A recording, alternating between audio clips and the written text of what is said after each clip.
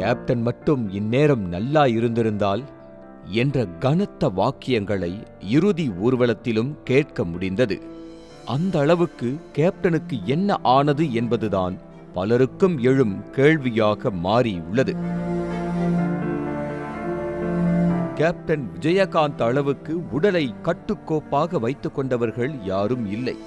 தினமும் உடற்பயிற்சி, சத்தான உணவு பழக்க வழக்கம் என இருந்த கேப்டன் விஜயகாந்த் அனல் பறக்கும் சண்டை காட்சிகளில் கூட டூப் போட்டு நடித்தது கிடையாது என திரையுலகினர் பலர் சொல்ல கேட்டிருப்போம்.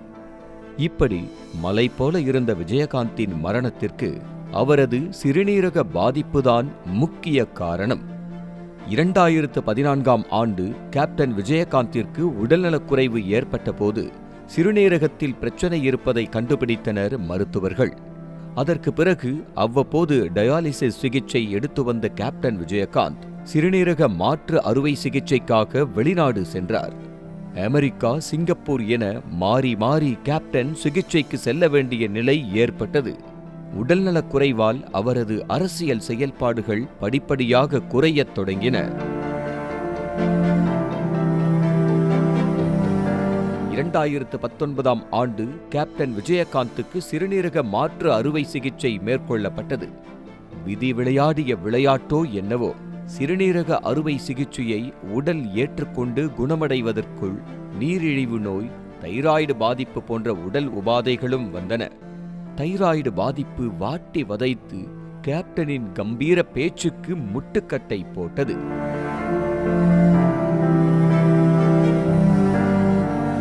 பின்னர் 2020ஆம் ஆண்டு கேப்டன் விஜயகாந்துக்கு கொடிய நோயான கொரோனா தொற்று கண்டறியப்பட்டது. மருத்துவமனையில் சிகிச்சை பெற்று வீடு திரும்பினாலும் தொற்றின் தாக்கம் உடலை இன்னும் உருக்கியது.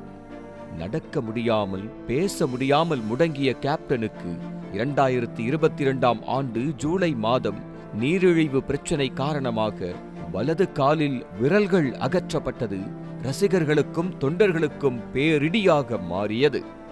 பிறந்த நாள், கட்சி ஆண்டு விழாவுக்கு வரும்போது சக்கர நாற்காலியில் அமர்ந்தபடி வரும் நிலைமைக்கு ஆளாகினார் கேப்டன்.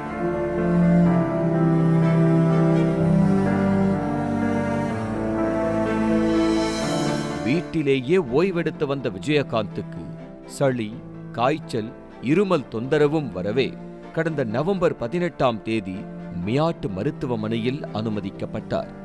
அப்போதே விஜயகாந்த் சுவாசிக்க சிரமப்படுவதால் வெண்டிலேட்டர் உதவியுடன் சிகிச்சை அளிப்பதாக மியாட் மருத்துவமனை தெரிவித்தது.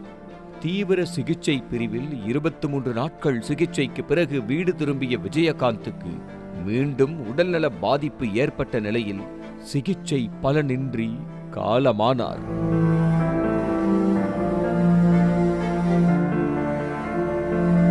நிமோனியா எனப்படும் நுரையீரல் அழற்சி காரணமாக கேப்டன் விஜயகாந்த் உயிரிழந்ததாக தெரிவிக்கப்பட்டுள்ளது. ஆனால் சிறுநீரக பாதிப்புதான் கேப்டனின் மொத்த வாழ்க்கையையும் புரட்டி போட்டது. இருப்பினும் சிறுநீரக மாற்று அறுவை சிகிச்சையை அவரது உடல் அமைப்பு ஏற்றுக்கொள்ளாத நிலையில் அடுத்தடுத்து நீரிழிவு நோய், தைராய்டு உபாதைகளும் வந்து கேப்டனை முடக்கி போட்டது.